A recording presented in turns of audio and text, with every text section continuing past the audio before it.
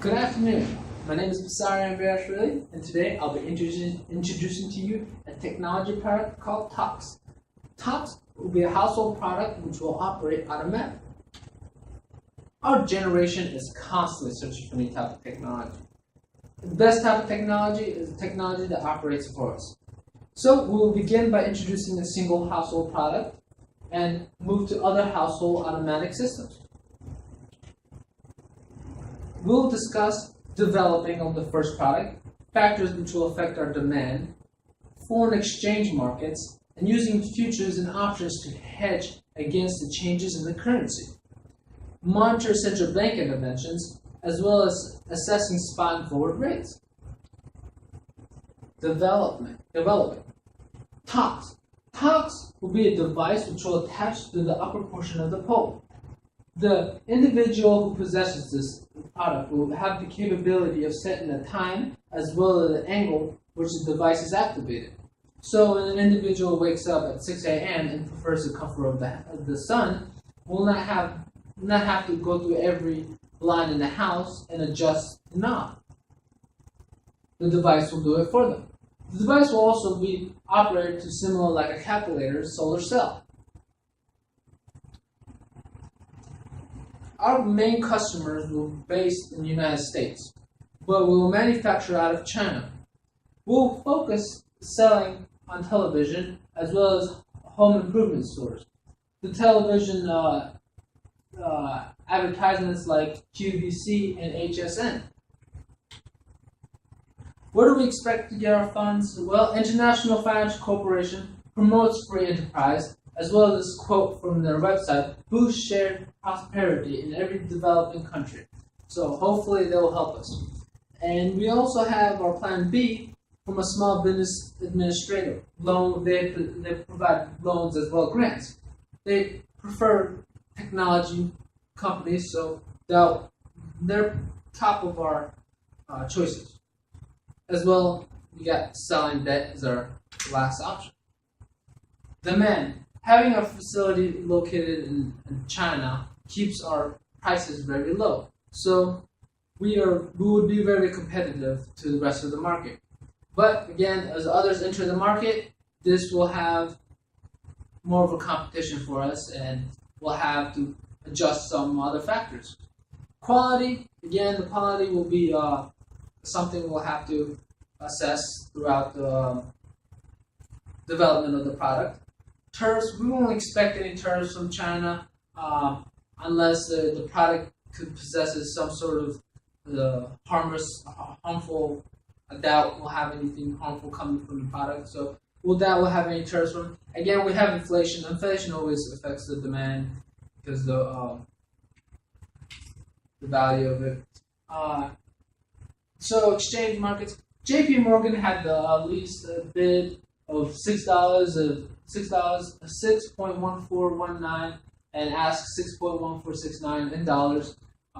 So they had the least amount, so we will go with them as our main banker.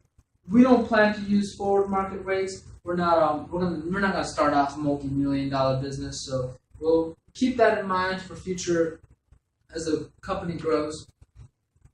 Futures and options, as we pulled data from the futures data, CME, we noticed the time of September 2015. It shows that expects the yen to appreciate, yuan to appreciate. So again, this is not a good sign for us. We prefer it to depreciate if we're sending money from here to there.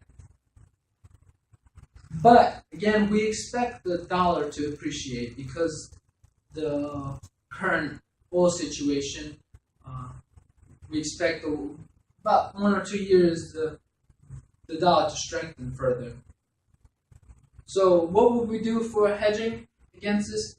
Again, we would probably most likely buy current call options of yen. Because in case the dollar doesn't strengthen and yen continues to strengthen, we'll purchase the June 2015, and if the option is necessary to exercise, we'll exercise. And central bank, if the Fed strengthens the dollar, that's beneficial for us. We'll have more purchasing power in China. But if the Fed attempts to weaken the dollar, this will have a negative effect. Our current currency will not be as much valuable, so we'll be able to purchase less from China. We'll spend less on labor as well as mechanical factors. But central bank in China is known for currency manipulation, and that would be beneficial for us. We'll be able to. This will allow our products to look cheaper here. So if they do the process again, they lower their currency. Setting spot rate. Spot rate were different from Bank of England as well as JP Morgan, but we prefer the JP Morgans because, as you can see, bid ask for Bank of England was 6.149 and ask was 6.15. JP Morgan's was 6.1419 and ask was 6.149. The spot rates do not align. Again, we choose the cheapest, which is JP Morgan. Interest rate parity. So we plug in our forward 1 year rate, 6.12363, and the spot rate from JP Morgan, 6.1469. Get the difference and then divide it by the spot rate. We get forward premium of 0.01888. And for interest rate differential, we pulled from Wall Street Journal of 1 year interest rate for the United States in decimal form 0.00114, and in interest rate in China 0.0275.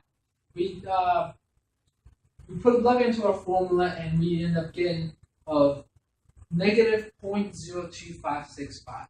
So interest rate parity shows that the 0.0188 and negative point do not align. Again, it's not on the line. So we plug it in and you notice this is where a dot is, the red dot. This is where the two numbers get us. So what can we expect from this? Okay, so we can say that our assumption is that interest rates in the United States are going to increase, so we're going to expect this red dot to reach this line by moving up. So this will have more of an ability for us to take a loan out in the United States and spend it over in China. Beneficial for us. But we also could have the capability of the yuan weakening or dollar strengthening. So that would have a left shift, which will have us at a further negative. That's very unlikely of the United States rates going further down. It's very unlikely. But we can assume that the current, basically we come down to interest rate parity do not align, and we would like to expect the red dot to move up. Thank you for watching, and hope tuned for next videos coming.